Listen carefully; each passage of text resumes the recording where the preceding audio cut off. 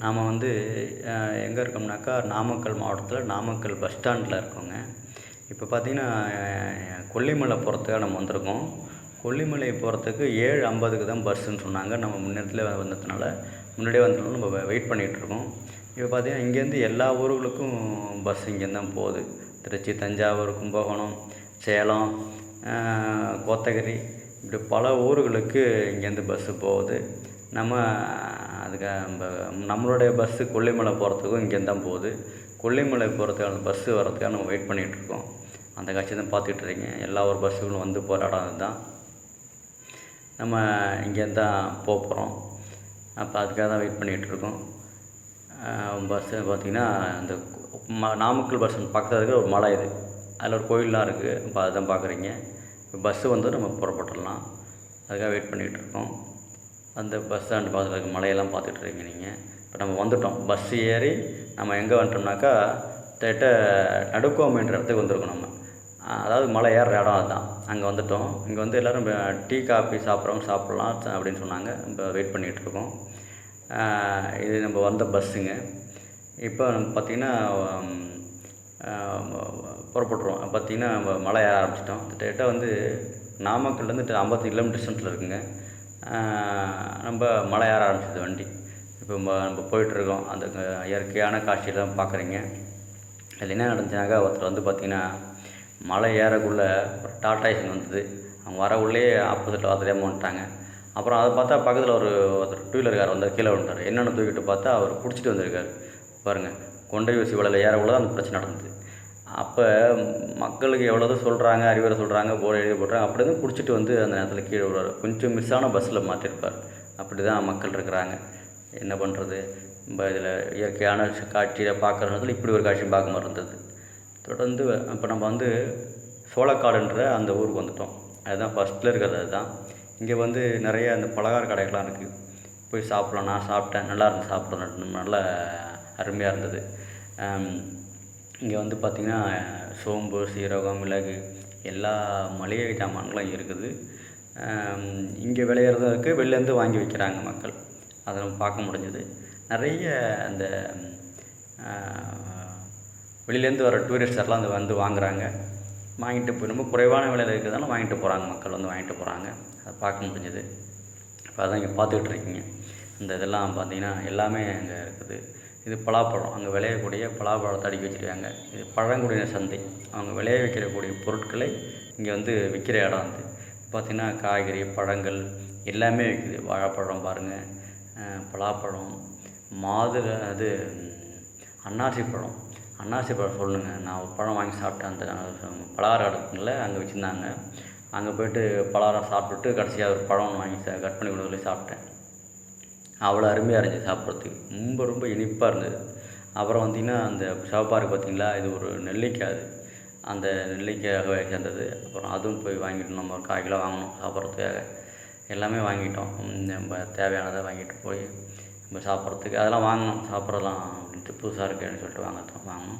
இங்கே எல்லாம் மாங்காய் எல்லாமே விற்குது. வெளிலேருந்து வந்து அங்கே காட்டில் விளையக்கூடிய பொருட்களை கொண்டாந்து மக்கள் இங்கே வந்து கொடுத்து காசு வாங்கிட்டு போகிறாங்க. இவங்களும் அதை வாங்கி விற்பனை பண்ணி அவங்களுக்கு தேவையானதை அவங்க பூர்த்தி செஞ்சுக்கிறாங்க. இதெல்லாம் பார்க்க முடியுது. மலைவாழ் மக்கள் எப்படி வாழ்கிறாங்க, அவங்களுக்கான சந்தை எப்படி இருக்குது அப்படிங்கிறது பார்க்க முடியுது. இன்னும் சொல்லப்போனால், இந்த மலைகளில் மேலே வந்ததுக்கப்புறம் அப்படியே சில்லுன்னு ஒரு காற்று. அப்புறம் பார்த்திங்கன்னா, ஒரு மலை மேலே இருக்கிறோன்ற அந்த ஒரு ஃபீலிங்கே இல்லை.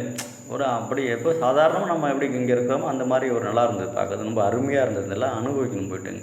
பாருங்கள், எல்லாமே பில்டிங்கெலாம் பாருங்கள். இங்கே இப்போ அது வந்து பார்த்திங்கன்னா, முடவாட்டு கிழங்கு. இந்த கிழங்கு சாப்பிட்டா முட்டு வலி, கைகள் எல்லாம் போயிடுவாங்க. அந்த கிழங்கு தான் அது. பலாப்பழம் இருக்குது. அடுத்து பார்த்திங்கன்னா, பக்கத்துலேயே பார்த்திங்கன்னா மிளகு, ஜீரகம், இந்த எல்லா பொருட்களும் விற்கக்கூடிய அந்த கடை இருக்குது. வாங்குறவங்க வாங்கிக்கலாம். பார்த்திங்கன்னா, அந்த மலை பஸ்ஸு. இந்த மலை பஸ்ஸு தான் இந்த மக்களுக்கு முக்கியமான போக்குவரத்துங்க. அதுதான் பார்க்குறோம். இங்கே பார்த்திங்கன்னா, நம்ம நாமக்கல்லேருந்து தான் வர்றதா நினச்சிக்கிட்டு இருந்தோம். ஆனால் நாமக்கல்லேருந்தும் வரலாம். இப்போ இந்த பஸ்ஸு ராசிபுரம் போகுதுங்க. ராசிபுரத்துலேருந்தும் வரலாம். அப்புறம் ஆத்தூர்லேருந்தும் வரலாம் அப்படின்னு சொன்னாங்க. அதை அங்கே விசாரிக்கணும்னு தெரிஞ்சுக்கிட்டோம். இங்கே பாருங்கள் எல்லா இது இப்போ பஸ்ஸு பிடிச்சி அடுத்து அங்கே வெயிட் பண்ணோமா, அங்கேருந்து இப்போ வந்து நம்ம வந்து செம்மேடுன்ற ஒரு ஊரில் இருக்கோம். இங்கே வந்து ஸ்கூல்லாம் இருக்குங்க இந்த இடத்த பாருங்கள். வேனு அந்த ஆம்னி வேனு டாடா சுமோ நிற்கிறீங்களா, இங்கே ஸ்கூல் இருக்குது. இங்கேருந்து நம்ம வந்து இந்த கோயிலுக்கு போகிறோம். அந்த அருவி இருக்குங்களா, அர்ப்பணேஸ்வரர் கோயிலுக்கு பக்கத்தில் அருவி இருக்குது. அதில் தான் நம்ம பஸ்ஸில் போயிட்டுருக்கோம். பாருங்கள் அந்த புல்வெளி பிரதேசம், அதெல்லாம் ஆடு மேய்க்கிற இடம். அங்கே வந்து நெல் விளைய வைக்கிறாங்க, அதையும் பார்க்க முடிஞ்சது நம்ம. இப்போ பார்க்குறது பார்த்திங்கன்னா மிளகு செடிங்க எல்லாமே எவ்வளோ உயரம் பார்த்திங்களா, மரம் எவ்வளோ உயரம், இதில் எல்லாமே மிளகு செடி விளைய வைக்கிறாங்க. மக்கள் இந்த நேரமும் அதில் காட்டில் வந்து அதை சுத்தப்படுத்துறது அது மாதிரி வேலை செய்கிறாங்க, பார்க்க முடிஞ்சதெல்லாம்.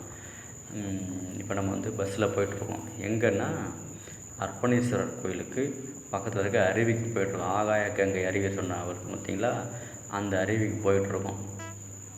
இப்போ அது போகிற வழியில் இருக்கக்கூடிய நீங்கள் கிராமங்கள், அப்புறம் பார்த்திங்கன்னா இந்த மிளகு செடி, வாழை தோட்டம், நெல் விளைய வைக்கக்கூடிய அந்த பகுதி, மலையில் இதெல்லாம் விளைய வைக்கிறாங்க. எனக்கு ஆச்சரியமாக இருந்துச்சு அதை பார்க்கறதுக்கு. இதெல்லாம் போகிற வழியில் நம்ம பார்க்கலாம்லாம். ஏன்னா இந்த ஏற்கனவே பார்த்துருப்பீங்க, இந்த பிரதேசத்தை அந்த இடத்த பார்த்துருப்பீங்க. அது நெல் விளைய வச்ச இடம் தான். அது அப்படி பருப்பத்துட்டு போட்டுருக்காங்க, மாடு மேயத்தை பிடிச்சிருக்காங்க. பாருங்கள் மரம், பாருங்கள் ஆரஸ்பதி மரம் எவ்வளோ வந்து உயரமாக இருக்குது பாருங்கள். நம்ம ஊரில் எப்போயோ பார்த்தது தான், இப்போலாம் மரத்தெல்லாம் பார்க்கவே முடியல, அவ்வளோ பெருசு மரம், ஆரஸ்பதி மரம். இப்போ இது மலைவாழ் கிராம மக்களுடைய அந்த வீடுகள். இதெல்லாம் வீடெல்லாம் எப்படி இருக்குது பார்த்தீங்களா, ரொம்ப நேர்த்தியாக அழகாக கட்டியிருக்காங்க வீட்டெலாம். அது ஒட்டின மாதிரியே அந்த காடு, அந்த மிளகு செடியெல்லாம் பார்க்க முடிஞ்சது. எப்படி இருக்குது பார்த்தீங்களா, வீடுகள்லாம் எவ்வளோ அற்புதமாக அழகாக கட்டியிருக்காங்க வீடெல்லாம். உண்மையிலே மலை மேலே இப்படி அழகாக வாழ்கிற ரொம்ப அற்புதமாக இருக்குது. அவங்க வந்து அங்கே விளையக்கூட பொருள் வச்சு ரொம்ப அற்புதமாக இருக்கும், மக்கள் வாழ்கிறாங்க, அதை பார்க்க முடிஞ்சது. பாருங்கள் மிளகு செடி, இது வந்து நிறைய கிராமங்களுக்கு போகிற வழி. அது போர்டு போட்டிருக்கு பார்த்தீங்களா, ஒவ்வொரு கிராமங்களுக்கும் போகிற வழி. அது நிறைய ஊர்கள் இருக்குது மலை மேலே. கொல்லிமலைன்னா ஏதோ கொல்லிமலை ஒரு இது அப்படி கிடையாது, நிறைய கிராமங்கள் இருக்குது, மலை கிராமங்கள் இருக்குது. மலை கிராமத்தில் நிறைய அவங்க விவசாயம் பண்ணுறாங்க மக்கள், எல்லா விவசாயம் பண்ணுறாங்க. அதில் குறிப்பாக மிளகும் பண்ணுறாங்க. மிளகு தான் அதிகமாக அங்கே விளைவிக்கிறாங்க. அப்புறம் நான் சொன்னோம்ல நெல் தோட்டம் போட்டுறாங்க பார்த்தீங்களா, இங்கே மாடுலாம் இப்போ அங்கே வந்து அறுப்பறுத்து போட்டுருக்காங்க. அங்கே வந்து அதனால் மாடு மேய்ஞ்சிட்ருக்கு.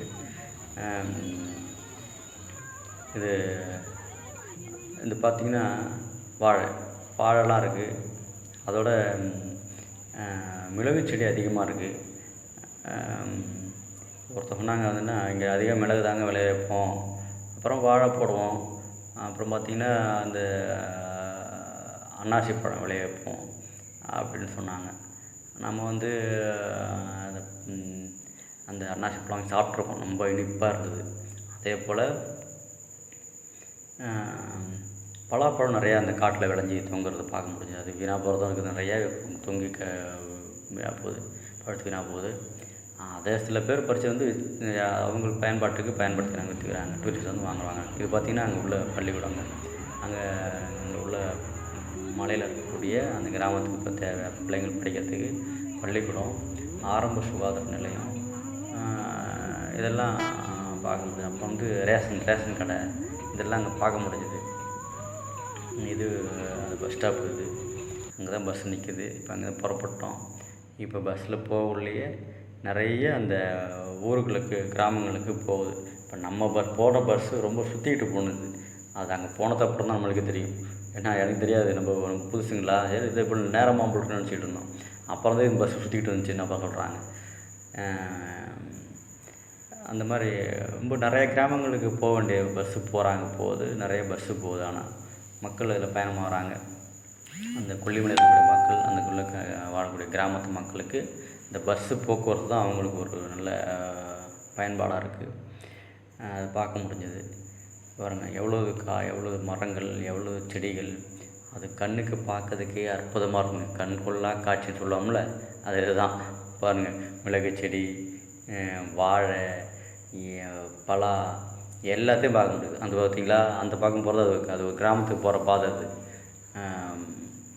அப்படி தான் பார்க்க முடியுது. அதை பார்த்துட்டு தான் நீங்கள் வர்றீங்க. நீங்கள் அதுதான் பாருங்கள், 2 பக்கமும் மிளகு செடி தான், வேறு எதுவுமே கிடையாது. ரொம்ப அருமையாக விளைய வச்சுருக்காங்க மக்கள். ரொம்ப அற்புதமாக இருக்கும் பார்க்குறதுக்கு. இதெல்லாம் வந்து இயற்கையை ரசிக்கிறதே ஒரு தனி சுகம். அதெல்லாம் வந்து மக்கள் வந்து போய் பார்க்கணும். அதெல்லாம் நம்ம வந்து வாழ்நாள் இதெல்லாம் போய் பார்க்கணுங்க. ஏன்னா மலைவாழ் மக்கள் எப்படி வாழ்கிறாங்கன்னு பார்க்கணும். நம்ம இந்த இயற்கையோடு அவங்க எப்படி இணைந்திருக்கிறாங்க அப்படிங்கிறதும் பார்க்க வேண்டியது இருக்குது. அதெல்லாம் பார்க்க முடியுது. இன்னொன்று பார்க்க முடியுது. என்ன அப்படின்னு கேட்டிங்கன்னா, ஃப்ளாட் ஃபார் சேல்னு போட்டிருந்தாங்க. எனக்கு பார்க்கவே இதாக இருந்தது. இங்கேயும் வந்துட்டாங்களாடா ஃப்ளாட் போடுறதுக்கு அப்படின்ற மாதிரி தோணுது எனக்கு. ஏன்னா இந்த இடம் விற்பனைக்கு உள்ளதுன்னு போட்டிருந்தாங்க இடத்துல.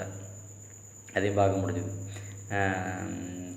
அப்புறம் ஏன்னா ஒரு சில இடங்கள்லாம் வந்து இது வந்து மக்களுக்கு சொந்தம்னு சொல்லுவாங்க. மலையும் கூட இன்றைக்கி விற்கிற ஃப்ளாட் போட்டு விற்கிற நிலைமைக்கு ஆகிடுச்சு. நம்ம வந்து அதெல்லாம் பார்க்க முடிஞ்சுது. இப்போ நம்ம வந்து அந்த அர்ப்பணேஸ்வரர் கோயில் பக்கத்தில் இருக்கக்கூடிய கடைக்கு வந்துட்டோம். வந்துட்டோம் அந்த கோயிலுக்கு வந்துட்டோம், பக்கத்தில் வந்துட்டோம்.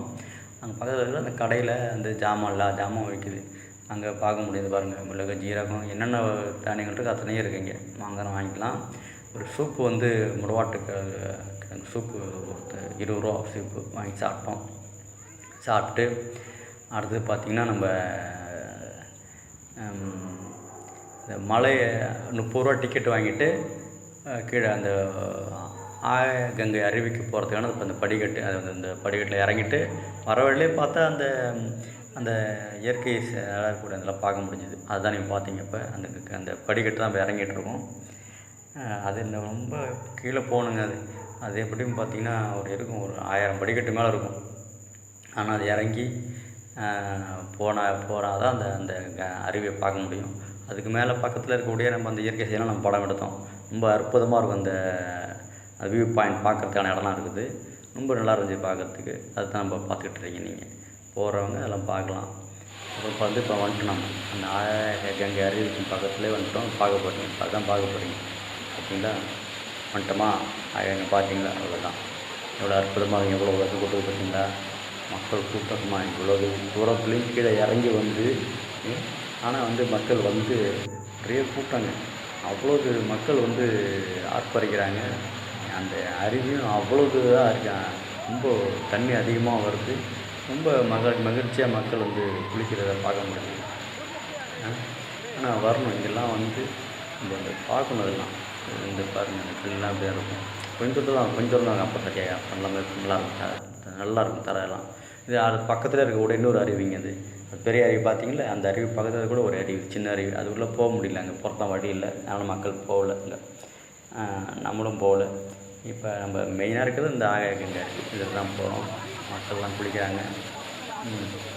நாமளும் போய் குளிக்கலாம். வர்றவங்க வந்து பார்த்து குளிச்சுட்டு என்ஜாய் பண்ணிட்டு போகலாம். அற்புதமான இடம்.